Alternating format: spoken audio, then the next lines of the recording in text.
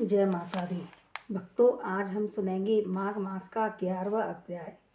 यमदूत ने कहा, हे वैश्य पुत्र, धर्मराज ने जिस गूढ़ रहस्य को मुझे स्वयं बताया है उसे ध्यान देकर सुनो।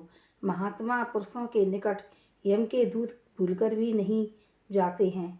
जो विष्णु भगवान की आराधना करते हैं, यमदूत उनके पास जाने का साहस नहीं कर सकते।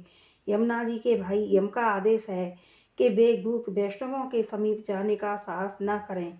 जो प्राणी किसी भी रीत से श्री हरि की आराधना करते हैं, यदि वे पापाचार भी करते हैं तो उनके पास यमदूत नहीं आते।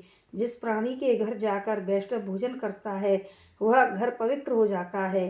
वैष्णवों के संगत में आने मात्र से ही प्राणियों के समस्त पाप नष्ट हो जाते हैं।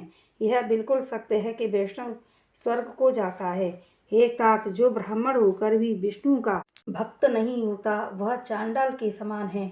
जो शूद्र होकर भी विष्णु भक्त है वह सदैव पूजनीय है। विष्णु भक्त के पितर स्वतः तर जाते हैं। जो इन विष्णु भक्तों की सेवा करता है उसका उनसे प्रीति करता है अथवा उनसे प्रीति करता है, वे भी दिव्य लोक पाते हैं। जो प्राणी मरते समय गोविंदाय नमो नमः मंत्र का जाप करते हुए प्राण त्यागता है उसे यमलोक के दर्शन नहीं होते। जो प्राणी ओम नमो भगवते वासुदेवाय द्वादशाक्षर मंत्र का जाप करते हैं, जो प्राणी श्री कृष्ण शरणम मम अथवा ओम नमो नारायण इन अष्टाक्षरी मंत्रों का जाप करते हैं, वे परम वैष्णव कहे जाते हैं। ऐसे प्राणी समस्त सुखों को भोग कर अंत समय में वैष्णव रूप धारण करके विष्णु लोक में निवास करते हैं। जय माता दी। भक्तों, अब सुनेंगे 12वां अध्याय। यमदूत बोला, जो प्राणी मोक्ष की कामना करते हैं उन्हें शालिग्राम का पूजन करना चाहिए। इस स्वरूप में विष्णु पूजन समस्त पापों को नष्ट करने वाला है। शालिग्राम पूजन करने से प्राणी को प्रतिदिन 10,000 राज सूर्य यज्ञों का फल प्राप्त होता है। शालिग्राम भगवान विष्णु का सुंदर स्वरूप है। उसके पूजन से प्राणी के कठोरतम पाप भी नष्ट हो जाते हैं। भगवान विष्णु हमेशा शालिग्राम में विराजते हैं। इसी कारण यह सर्वविदित है कि जिसने शालिग्राम पूजन कर लिया उसने समस्त पृथ्वी का दान कर दिया। अब 12 शालिग्राम शिलाओं के पूजन का फल सुनो। स्वर्ण कमल द्वारा 12 कल्प तक 12 लिंगों का फल एक बार शालिग्राम के पूजन से प्राप्त होता है। जो 100 शालिग्राम शिलाओं का पूजन करता है वह वैकुंठ भोगने के उपरांत चक्रवर्ती राजा होकर पृथ्वी के सुखों का सेवन करता है। जो शालिग्राम की सदैव पूजा करता है वह वैकुंठ पाता है। शालिग्राम पूजन मात्र से तीर्थ दान यज्ञ आदि कर्मों के फल स्वतः प्राप्त होते हैं। परम नाटकीय भी शालिग्राम पूजन के प्रभाव से दिव्य लोक प्राप्त करता है। शालिग्राम का अभिषेक करने से समस्त तीर्थों के स्नान का फल मिलता है। विधि विधान से पूजन करने वाला कली काल में भी विष्णु लोक प्राप्त करता है। सहस्त्रों शिवलिंग दर्शन एवं पूजन स्तुति से प्राप्त होने वाला फल शालिग्राम के एक दिन के पूजन से ही प्राप्त हो जाता है। जहाँ शालिग्राम निवास करते हैं उसके पास समस्त देवता महात्मा रहते हैं। जो शालिग्राम के सम्मुख श्राद्ध करते हैं उनके पितर 100 कल्प तक स्वर्ग में निवास करते हैं। जो शालिग्राम शिला का जल पीते हैं उन्हें अमृतपान का फल प्राप्त होता है। जहाँ शालिग्राम शिला विराजती है वहाँ से 3 योजन तक की परिधि में किया गया धर्म कार्य 100 गुना फल देता है। साधारण जल में माघ स्नान करने से गिरिराज का फल होता है। समुद्र में जाने वाली नदियों में स्नान करने से 1 पक्ष का और सागर स्नान करने से 1 मास का और गोदावरी स्नान से 6 मास का और गंगा स्नान से पूर्ण वर्ष का फल प्राप्त होता है। परंतु शालिग्राम के जल से स्नान करने पर 12 माघ स्नान का फल प्राप्त होता है। इस जल में सहस्त्रों तीर्थों के स्नान से भी अधिक फल प्रदायनी शक्ति होती है। इस जल को पीने वाला मोक्ष पाता है। यदि इसके समीप कोई कीड़ा तक मर जाए तो वह भी वैकुंठ जाता है। शालिग्राम शिला का दान करने वाला समस्त पृथ्वी दान का फल पाता है। जो शालिग्राम का क्रय विक्रय करता है और सहयोग करता है वे सब महानरक पाते हैं। इसका क्रय और विक्रय निषेध है। हे साधु, प्राणी को भगवान विष्णु की आराधना करनी चाहिए। उसके द्वारा समस्त पाप नष्ट होते हैं। हरि नाम स्मरण मात्र से समस्त व्याधाएं नष्ट होती हैं। उनकी शरण में जाने पर यमराज भी उस प्राणी का अनिष्ट नहीं कर सकता। वैष्णव को शिव निंदा नहीं करनी चाहिए। जय माता दी। 13वां अध्याय। यमदूत बोला, एकादशी व्रत समस्त व्रतों में श्रेष्ठ है। इस व्रत के करने से सारे पाप नष्ट होते हैं। सहस्त्रों अश्वमेघ राजसूर्य यज्ञ भी एकादशी व्रत के समान फल नहीं दे पाते। समस्त इंद्रियों द्वारा किए गए पाप इस व्रत से नष्ट हो जाते हैं। इस व्रत के समान फल देने वाला कोई श्रेष्ठ व्रत नहीं है। किसी भी नदी अथवा किसी भी तीर्थ का फल एकादशी व्रत के समान कोई भी व्रत नहीं है। जो एकादशी व्रती रात्रि को जागरण करते हैं, वह माता पिता और स्त्री के 10-10 कुलों को तार देते हैं। वह विष्णु लोक जाता है।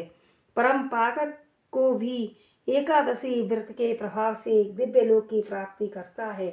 जो 3 रात्रि का उपवास और माघ स्नान के बाद स्वर्ण तिल गौदान करता है, वह स्वर्ग पाता है। हे वैश्य, मैं तुमसे संक्षेप में नरक से अलग रहने का धर्म कहता हूँ। प्राणी को कभी किसी से द्रोह नहीं करना चाहिए। इंद्रियों को वश में रखे, दान देता रहे, भगवान की सेवा करे, उचित प्रकार से वर्णाचार एवं आश्रम धर्म का पालन करे, यथाशक्ति वस्त्र, छाता, अन्न, जल, फल, धन का दान करे।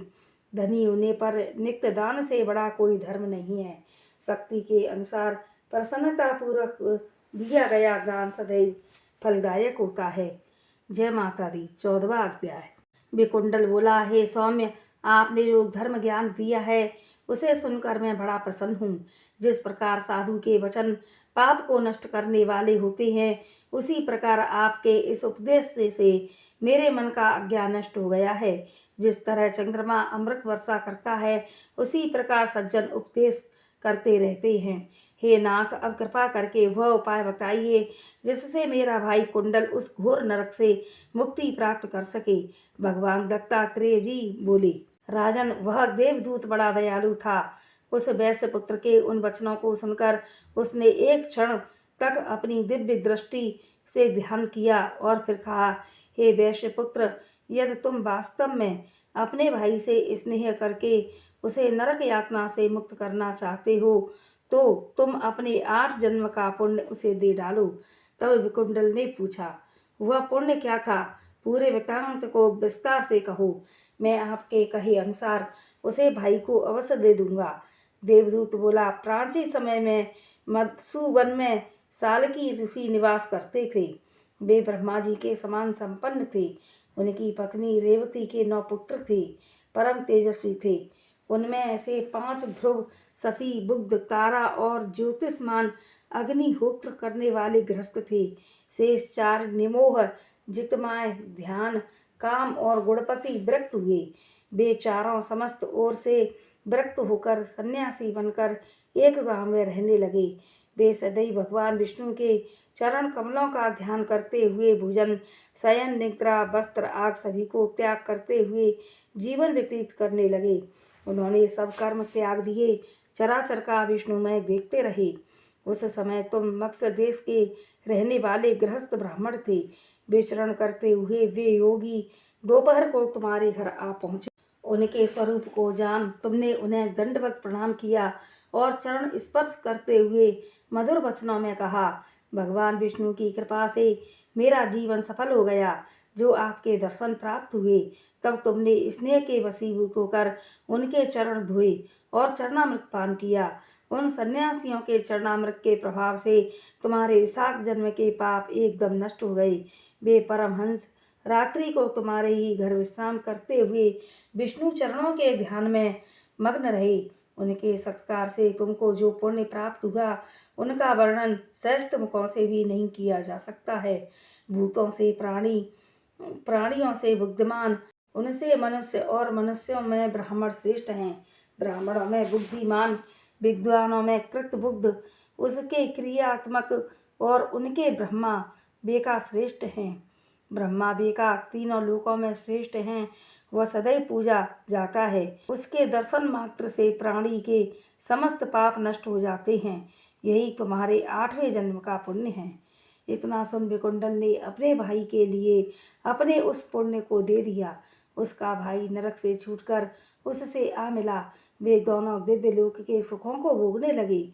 इस इतिहास को पढ़ने और सुनने से सभी पाप नष्ट हो जाते हैं। 15वां अध्याय। राजा कार्तवीर्य